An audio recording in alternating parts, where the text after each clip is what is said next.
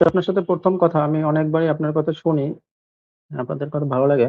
এখন এই যে আপনি একটু আগে যে ওই যে বললেন নিবারণের যে একটা কথা বললেন, এখন আমি আরেকটু এড করি এখানে যে ওইখানে নিবারণও কিন্তু ভাবতেছে যে হয়তোবা যে ওই যে গরু খায় বা অমুক খায়, তমুক খায় এরাও তারা স্বর্গে যেতে পারবে না। তারা ইয়াতে যাবে বা নরকে যাবে বা কিছু।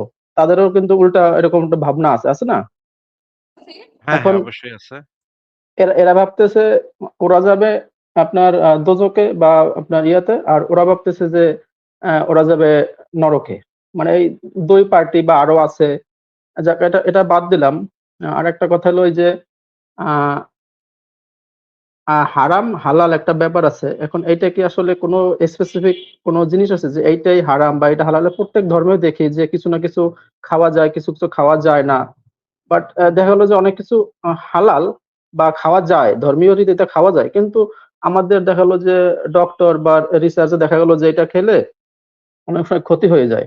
বা শরীরের জন্য অনেক সময় সমস্যা হয় বা ব্লাড প্রেশার বাড়ে বা বিভিন্ন রকমের সমস্যা হয়। এখন এটা তাহলে তো এটা যদি হালাল থাকে বা এটা আমাদের যদি খাওয়া বৈধ থাকে ধর্মীয় রীতিতে, তাহলে এটা কেন এই সমস্যাটা কেন হইল? বা এটা কেন বাদ দিল বা কিছু? হারামের ক্ষেত্রেও জিনিসটা এরকম। আরেকটা কথা হইলো যে ৭২ যে হোর যে বলে এটা আমাদের দেবতাদের ভিতরেও একটা আছে। এটা সঠিক আমার মনে নাই। এটাও ওইখানে থাকে। মেয়েদের একটা যে ভোগ্য বস্তু এরা আসলে সব জায়গায় কি আছে ব্যাপারটা। এখন ৭২ হুরটা কি আসলে কি এটা পৃথিবী থেকেই যাবে? আ না এরাই? না না, আপনাদের না, এটা আসলে এদের না, না, এটা এক্সট্রা? হচ্ছে যে না এটা হচ্ছে এক্সট্রা চাইনিজ সেক্স ডল আছে না? চাইনিজ ডল গুলার মতো আরকি এরকম মানে থাকবে। এদের জন্য এদের শুধু মানে ওই বানানোই হইছে মনোরঞ্জন করার জন্য বা কিছু এরকম আরকি না? ওই কাজের জন্যই বানানো হইছে এবং তাদের মানে বানানো হয়েছে। শরীরের আচ্ছা, আচ্ছা। যেই নিখুঁত বর্ণনা দেয়া আছে যে তাদের সাথে প্রতিবার ইসের কাজের পরে ওই জায়গাটা ভার্জিন হয়ে যাচ্ছেন। এইভাবে ও বর্ণনা আচ্ছা, দেয়। আচ্ছা বুঝতে পারলাম। পৃথিবীর কেউ প্রতিবার যাইয়া ওইখানে ৭২ হতে পারবে না। পৃথিবীর যারা তারা গিয়ে বিবে হইতে পারবে কিন্তু হুর হইতে পারবে না। হুর আলাদা। হুর হইতে পারবে না। আচ্ছা, আচ্ছা বুঝতে পারছি। হুর আর জিনিসটা আলাদা। আমাদের দেবতাদের ভিতরে এই জিনিসটা আছে। কি যেন একটা ইয়া আছে, টার্ম আছে অবশ্য ঠিক খেয়াল নাই। অপসরি, এখন আমাকে একটু অপসরি আছে, বলবেন অপসরি।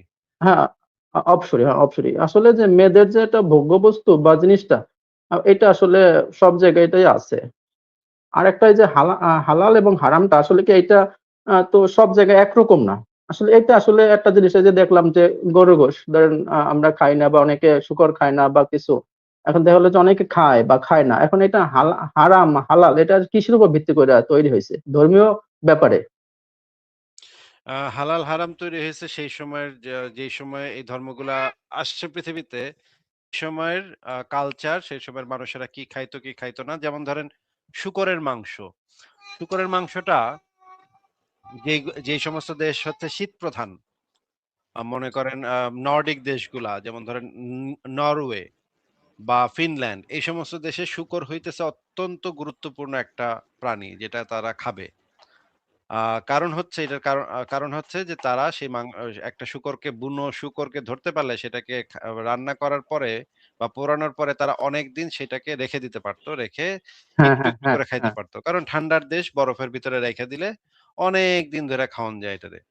কিন্তু যে সমস্ত অঞ্চল হচ্ছে গরমের দেশ, সেই সমস্ত অঞ্চলে শূকর সংরক্ষণ করা যায় না। তখন তো আর ফ্রিজ ছিল না মানুষের।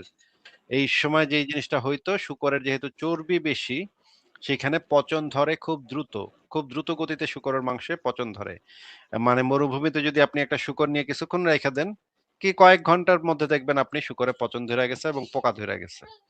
তার মানে হচ্ছে শূকরের মাংসটা যেহেতু দ্রুত পচনশীল, সেহেতু গরমের অঞ্চলে শূকর মানুষ তাদের দীর্ঘ অভিজ্ঞতার মধ্যে দিয়ে দেখছে যে শূকরের মাংস খাইলে তাদের পেটে নানা ধরনের সমস্যা হয়। কারণ সংরক্ষণ করা যায় না তো। কিছুক্ষণ রাইখা দিলেই সেটা নষ্ট হওয়া, পচন ধরা শুরু করে দেয়। চর্বি বেশি হওয়ার কারণে। এখন এই জিনিসটা গরমের অঞ্চলের মানুষ এইজন্য সামাজিকভাবেই শূকরের মাংসটা খাওয়া পছন্দ করে না। কারণ শূকরের মাংস খাইলে পেটে সমস্যা হয়, গন্ডগোল হয়, নানা ধরনের অসুখ-বিসুখ হয়। এই কারণে সামাজিকভাবেই শূকরের মাংসটা আ খাওয়াটা নিরুৎসাহিত করা হয়। পারিবারিকভাবে, সামাজিকভাবে নিরুৎসাহিত করা হয়। মুহাম্মদ জন্মাইছে এমন একটা অঞ্চলে যেটা ছিল মরুভূমির দেশ।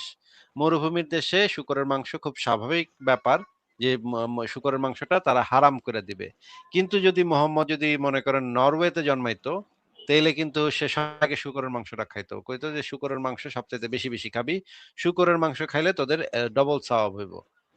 কারণ হচ্ছে ওই অঞ্চলে আবার শূকরের মাংসটা সংরক্ষণ করা এবং পাওয়া যায় বেশি এবং সংরক্ষণও করা যায় ভালো। এই কারণে এই যে স্থানের উপরে, আবহাওয়ার উপরে নির্ভর করে, এই ধর্মগুলো আসলে নির্ভর করে স্থান, কাল, পাত্রের উপরে।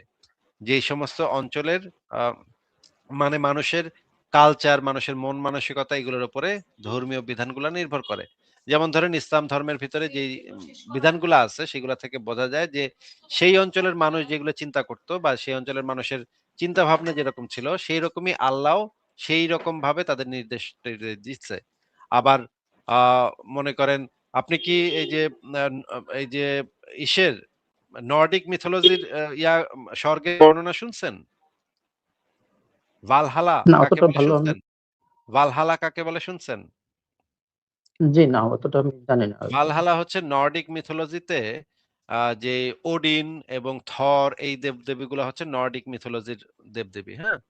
এই দেবদেবীগুলা যে ধর্মের, সেই ধর্মের যে মানে পরকাল, যে সেই ধর্মের যে জান্নাত বা সেই ধর্মের যে স্বর্গ, সেই স্বর্গের বর্ণনাতে বলা আছে, সব স্বর্গের অধিবাসীরা সারাদিন ধরে যুদ্ধ করতে পারবে। সারাদিন যুদ্ধ করবে আর রাইতের বেলা মদ আর শূকরের মাংস খাবে। তারপরে ঘুমাইতে যাবে, ঘুমাইতে গিয়ে আবার সকালবেলা উইঠা দেখবে আবার সব আগের মতো হয়ে গেছে। আবার সকাল থেকে যুদ্ধ শুরু হবে। মানে ওই অঞ্চলের মানুষ যুদ্ধ বেশি পছন্দ করত এবং শূকরের মাংস খাইতে যাইত, শূকরের মাংস আর মদ খাইতে যাইত। তাদের জীবনের লক্ষ্যই ছিল সারাদিন মারামারি করমু, সন্ধ্যার সময় আমরা শূকরের মাংস দিয়ে মদ খামু। তারপর ঘুমাইতে যাব। তারপরে একটু মানে মজা-টজা কইরা তারপর ঘুমাইতে যাব। সকালে উইঠা আবার যুদ্ধ করব। এইটা ছিল তাদের স্বর্গের বর্ণনা।